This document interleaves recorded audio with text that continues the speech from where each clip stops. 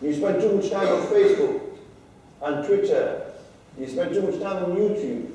I know 10-year-olds who have got Facebook accounts.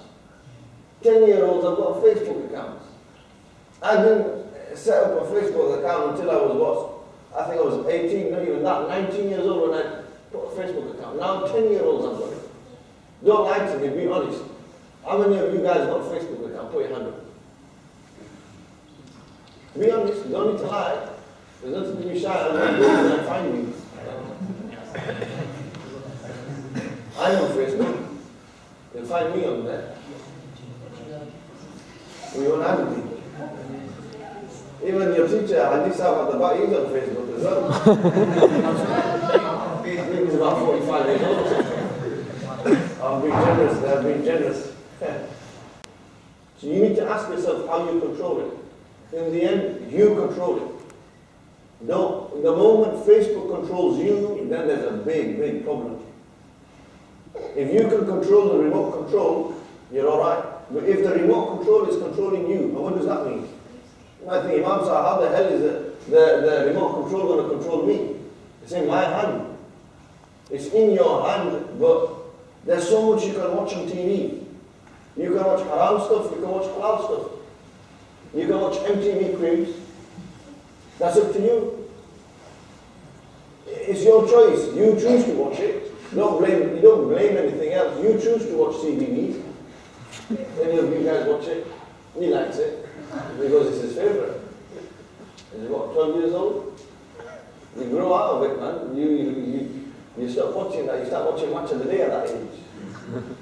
Or X Factor. Britain's Got Talent. How many of you guys are X Factor freaks? How many of you guys watch X Factor? Don't lie. Now everyone's not going to leave their hand down. They're not going to put their hand up on this one. He watches it and the one with the beard. So you need to, you see, you've got to control these things. You've got to have control over these things. Do not let these things control you. You know, a person of Allah Almighty, he lives in the dunya, in this world. All the pleasures, the cars, the money, women, society, you name it, everything. He lives in the dunya, but the dunya doesn't live inside him. That's the difference between a person who has control over the dunya. But if the dunya lives inside you, in your heart, and all you think about in your heart, all you think about is, yeah, I want to be a bad boy. Yeah, I want to listen to Tupac and Biggie. I want to listen to Drake. I want to listen to 50 Cent. I want to listen to Lady Gaga, Amy Winehouse. I want to listen to these things, and you know, you wasted time listening to this. And you wasted time on Facebook all the time, just on there. You know, when you keep doing this, these things begin to control you. The way you think, they control what you're thinking, where you're going, what you want to do. What you don't want is for them to control you, for you to control them. And if you can't control it, then don't get involved in the first place. If you can't handle this thing, if you can't handle Facebook, if you can't handle music, if you can't handle it, don't get involved. And the reality is, you won't be able to handle it. Because why? Something like music is the tool of shaitan. It's what shaitan uses to misguide people. Music is what shaitan uses to misguide you. You know, the emotions, when you listen to a track, if it's an emotional love song, that moment you become like a soppy dog. You're loved up on that, man. You think, yeah, I'm in love. You know, I fancy her. She's beautiful, man. There's no one in this dunya like her. You know why? The song makes you think that. The song makes you think like that. After a couple of hours, you change the track. You know, you listen to Mario Winans and all these guys, you change the track. And you put a bit of rap music on. And in there it talks about gangsters, paradise, like Coolio. And you think, yeah, he's nodding his head, he's 12 years old, I hope he doesn't listen to it. You know, when you listen to the gangster song and you think, yeah, I'm a bad boy now, man. I'm going to go out there and show them who I am. And he puts his ripped jeans on, tight clothes, he goes out there, he thinks he's some bad boy. Walking like, he thinks he's something big and that. He's got something wrong with his leg. He walks like he's got a dodgy leg. And he hasn't got a dodgy leg, he just wants to show he's a bad boy. But why was he thinking like that? Why was he thinking like that? The song makes him think like that. That song has an influence, it affects you. That's what music does. If you ever study music therapy, you know what it'll do to you. And it makes you think like that. But then you think of something, a thought-provoking song, and you see all of a sudden you change. You start thinking more. So you need to have control over these things. These things shouldn't be controlling you. When you take all this into consideration, you're sitting here right now, and your teacher said to you, the key is listening. My teaching to my students always is, the first thing you do is listen. You're listening now, aren't you? The second thing is, you understand what I'm saying. If you understand what I'm saying, then the last step you take is you act upon what I'm telling you to say, or what I'm telling you to do. These are 3 steps you need to follow in life. You listen, you sit there, you're listening to me right now. Then you're going to go away, you're going to try to understand what did Imam Sahib say to me. And once you've understood what Imam Sahib has said to you, then you have to start acting upon this. If you have listened and understood but don't act, you're not going to benefit. You're a fool. If you're acting but you haven't listened or understood, then what are you doing? You don't know what you're doing. You're doing the right thing, but you don't know why you're doing it. You don't understand why you're doing it. If you're understanding something, but you don't listen, you can't do one without the other 2. You can't have one without the other 2. You can't listen, not understand, and act. You can't act but not understand and listen. You can't understand and not act and listen. Do you understand? Does everyone understand what I'm saying? Are you listening? Yes. Are you sure? Yes. Only these guys are listening, you big guys ain't listening. Yeah. Are you guys listening? Yes. Do you understand what I'm saying? Yes. And are you going to act upon what I'm saying? Yes. And he goes, maybe. Maybe. He just goes, maybe. You'll see what my mood's like. If I'm in a good mood, then I might try it. If I'm in a bad mood, then you know what the hell with it. Now, that's not the way you should. Whenever someone tells you to do something good, like your parents, how many of you listen to your parents? Do you really listen to your parents? Because your mom and dad said to you, read namaz. How many of you read namaz? Your mom and dad said to you, I'm not asking you to put your hands up, I'm just talking now. Your mom and dad ask you to do something good in life. How many of you actually do it? Most of the time, at this age, your age, 9, 10, 11 years old, yeah, everything's good. You do listen. But when you go into school, how many hours do you spend in school? 6 hours. Who do you chill with? Your best friends, your boys, innit? Your boys. You chill with your boys and that. You relax with them, you spend time with them.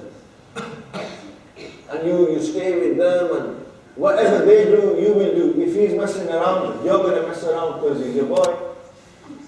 It's true, isn't it? If your boys are messing around, listen, if he doesn't mess around, then, I don't know, cool. I've got to do what he's got to do. If he's kicked him, I've got to kick him twice. If he swore at him, I've got to swear at him better than he swear. It's true. You know why you're laughing? Because it's true. That's exactly what happens in school. Just because your boys do it, monkey see, monkey do. That's what happens here. Monkey see, monkey do. You seen him, that monkey do it, and you thought, I'll be a monkey as well. And I'll act like him. That's what happens. At your age, all your guys' age, it's all about your boys.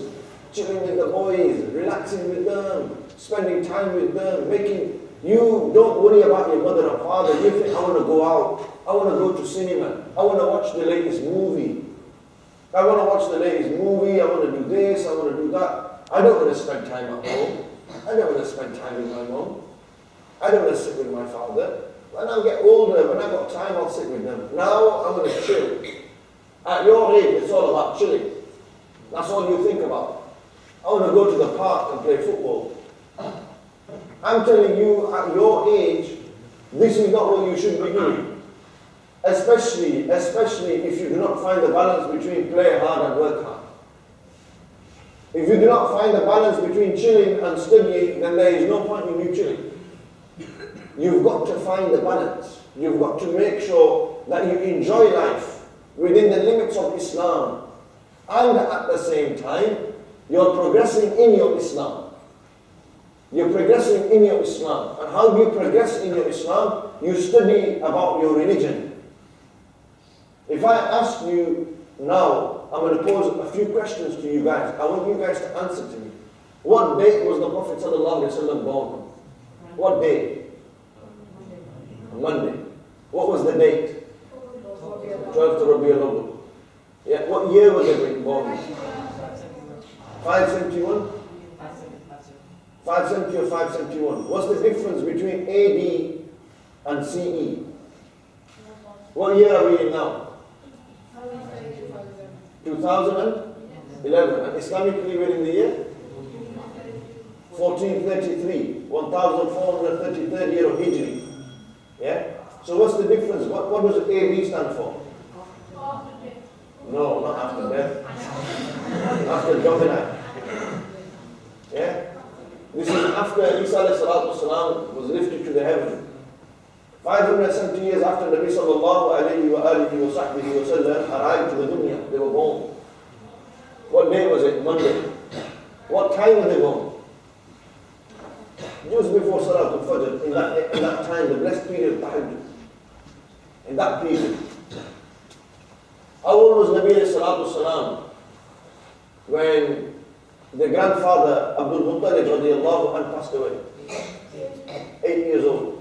How old were they when they went to the first time they went to Syria? 12 years. Who said that? You know, generally this is a common factor. The one who is the biggest mess about in the class, it generally tends to be the clever one. Because I've seen him 3 times being told off in front of me. And he's giving me the best answers as well. That tells you how much he's learning. He's learning a lot. But he's chilling hard as well, that's the problem. He's chilling too hard. 12 years old, Nabi alayhi salam. How old were they when they announced their prophethood? No. 40 years old. How old were they when they got married to Sayyidah Khadija? 25 years old. How old were they when they migrated to Medina Munawwara? 53. How old were they when they left this dunya? 63. How many children did they have? 4 daughters? 3 sons. Yeah? And who named their daughters to me?